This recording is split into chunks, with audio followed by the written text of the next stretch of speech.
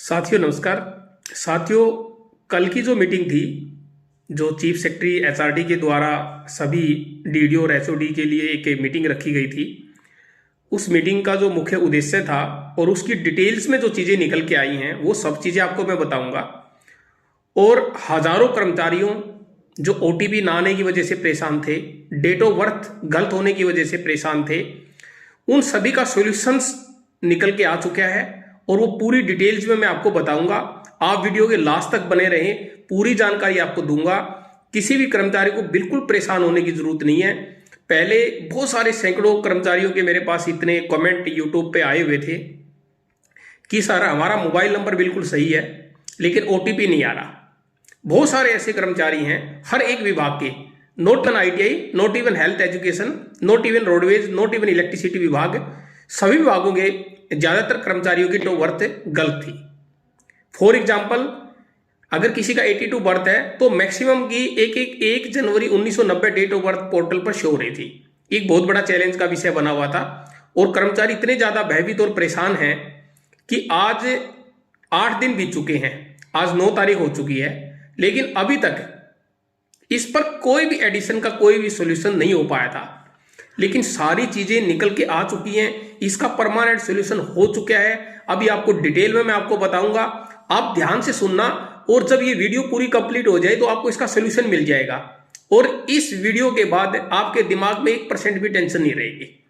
जितने भी कर्मचारी हैं जिनको 15 अगस्त 2024 को 5 साल हो चुके हैं, उन सभी कर्मचारियों को जॉब सिक्योरिटी मिलेगी, इसमें कोई डाउट नहीं है। बस ये है कि 15 अगस्त 2024 के उनके 5 साल पूरे होने चाहिए और उनका जो इंक्रीमेंट जो लगना है 5 साल पे, 8 साल पे, 10 साल पे, वो सारा का सारा इंक्रीमेंट भी उनको मिलेगा, इसमें भी कोई डाउट नहीं है। तो मैं आपसे सबसे पहले तो ये कहना चाहूंगा कि जिन कर्मचारियों ने अभी तक अपनी सैलरी स्लिप नहीं बनवाई है, वो अपनी प्लीज पूरी सर्विस का, जो आपकी कॉन्ट्रेक्चुअल जो सर्विस है, आप उसका एक सैलरी डिटेल्स आप अपनी बनवा लीजिए, निकलवा लीजिए अपने डीडीओ से, प्रॉपर सिस्टम से अपनी सैलरी स्लिप आप बनवाइए। आप सैलरी स्लिप आपको ईयर वाइज भी बनाने की अलग से नीड नहीं है। अगर आप कंबाइंड ये सैलरी स्लिप बनवाते हैं, कंबाइंड, अगर आप सैलरी सर्टिफिकेट कंबाइंड बनवाते हैं तो वो भी चलेगा, उसमें कोई डाउट ही नहीं है, 1% भी, वो भी चलेगा। और आप अपना एक्सपीरियंस भी कंबाइंड बनवा सकते हैं और उसमें एक लाइन जरूर ऐड करवाएं कि टोटल आपका एक्सपीरियंस कितना हो चुका है। जब आपका ईयर वाइज काउंट किया जाएगा, मैंने आपको लास्ट वीडियोस में ही बताया था कि एक्सपीरियंसेस आपको बनवाने कैसे है। फॉर एग्जांपल, जैसे मैंने बताया था कि आपकी ज्वाइनिंग 22 अप्रैल 2013 को है, तो 1 ईयर का एक्सपीरियंस आपका बनेगा कब तक? 22 अप्रैल 2013 से लेके 21 अप्रैल 2014 तक। नेक्स्ट क्या बनेगा? 22 अप्रैल 2014 से लेके 21 अप्रैल 2015 तक। इस तरह से आपका ईयर टू ईयर आपका एक्सपीरियंस बनेगा। अब 2024 में आपको जॉब सिक्योरिटी मिली थी 15 अगस्त 2024 को, तो ये आपका एक्सपीरियंस बनेगा 22 अप्रैल 2024 से लेकर 15 अगस्त 2024 तक का। आपका ये बीच का पीरियड जो रहेगा, इसका आपका एक्सपीरियंस बनेगा। दूसरा, आपका 15 अगस्त से लेके, यानी 16 अगस्त से लेके 16 अगस्त 2024 से लेके 15 अगस्त 2026 तक का आपका एक्सपीरियंस बनेगा।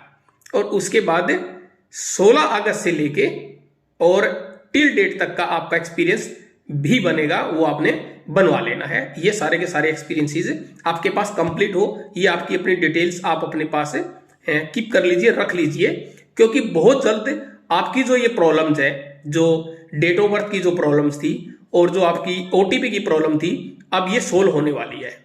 अब मैं आपको बताता हूं कि जो साथी हमारे जिनको डेट ऑफ बर्थ का इश्यूज था, वो अभी तक प्रॉब्लम पोर्टल पर शो क्यों नहीं? तो मैं आपको ये कहना चाहूंगा कि जिन साथियों ने अभी तक ई सैलरी पे अपनी डीओबी ठीक नहीं करवाई, तो वो प्लीज आज या कल में अपनी डीओबी ठीक करवा लीजिए। मैक्सिमम मंडे तक आप ठीक करवा लीजिए। उसके बाद क्या होगा, ट्यूसडे या मैक्सिमम वेडनेसडे तक है, आपकी जो डीओबी है ई सैलरी से उठाकर पोर्टल पर सिंक हो जाएगी। वो सिंक होने के बाद वो जो आपकी ई सैलरी पे जो आपकी डीओबी है, वो आपको पोर्टल पर भी दिखने लगेगी। तो इसीलिए आप ये बहुत ध्यान से सुनने वाली बात है, जिन कर्मचारियों ने अभी तक ई सैलरी पे अपनी एक्चुअल डीओबी नहीं करवाई, डेट ऑफ बर्थ नहीं करवाई, वो प्लीज अपनी डीओबी करवा लीजिए। क्यों? क्योंकि ट्यूसडे को या वेडनेसडे को आपके जो ई सैलरी से पे कोड में जो डीओबी है वो सारी की सारी आपकी जॉब सिक्योरिटी पोर्टल पर सिंक हो जाएगी, वहां पर वो सेम दिखने लगेगी। तो आपकी ये प्रॉब्लम सोल्व हो जाएगी, आपको बिल्कुल टेंशन लेने की जरूरत नहीं है। दूसरा, सभी कर्मचारियों के जो मोबाइल नंबर है वो भी वहां पे सिंक हो जाएंगे और सभी के ओटीपी आने शुरू हो जाएंगे। कोई भी कर्मचारी ऐसा नहीं बचेगा जिसका ओटीपी नहीं आ रहा। बावजूद इसके अगर डीओबी फिर भी ठीक नहीं होती तो जो जिस तरीके से आपको लॉगिन करने के लिए आपको आईडी पासवर्ड मिला है, ठीक उसी प्रकार से जैसे आप अपने मोबाइल से लॉगिन कर पा रहे हैं, उसके बाद ओटीपी आता है, आप अपना पासवर्ड जनरेट करते हैं, अभी डीडीओ को आईडी पासवर्ड मिलने वाला है। डीडीओ को ये ऑप्शन दिया जाएगा डीओबी चेंज करने का, ठीक करने का, करेक्ट करने का, और वहां पर मोबाइल ठीक करने का भी डीडीओ को ऑप्शन मिलेगा। तो साथियों बिल्कुल भी घबराने की जरूरत नहीं है, ये बहुत बड़ी महत्वपूर्ण जानकारी मैं आपको दे रहा हूं और ये सूचना कल की मीटिंग से निकलकर बाहर आई है।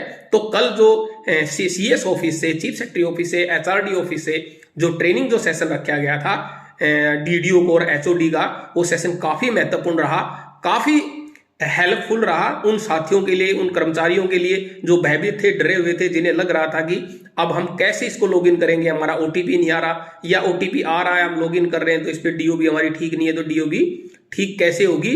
तो ये सारी की सारी प्रॉब्लम्स का बिल्कुल निदान हो रहा है, ये ठीक हो रही है, इसमें कोई डाउट नहीं है।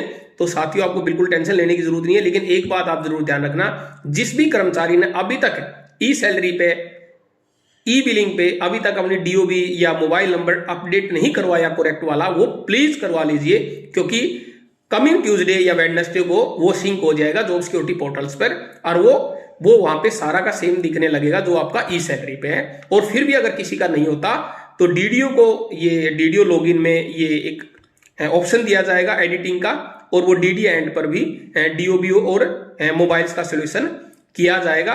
तो सबसे पहले सभी उन कर्मचारियों के लिए मैं बधाई देना चाहूंगा जो अभी तक भयभीत थे, टेंशन थे, जिन्होंने लग रहा था कि हमारी वर्षों की मेहनत अब शून्य हो जाएगी, किसी काम की नहीं रहेगी, हमें जॉब सिक्योरिटी नहीं मिलेगी, जिसका इतने लंबे अरसे से इंतजार था, वो सभी साथियों को जॉब सिक्योरिटी मिलने लगी है। एक बार फिर पुणे में माननीय मुख्यमंत्री श्री नायब सिंह सैनी जी का आभार व्यक्त करता हूं, उनके मंत्रिमंडल का आभार व्यक्त करता हूं, उनकी सरकार का व्यक्त करता हूं, भारतीय जनता पार्टी की सरकार का व्यक्त करता हूं कि उन्होंने बहुत अच्छा सुदृढ़ भविष्य है वो कॉन्ट्रेक्चुअल कर्मचारियों को देने जा रही है जो कि इतने लंबे समय तक शोषित थे, पीड़ित थे।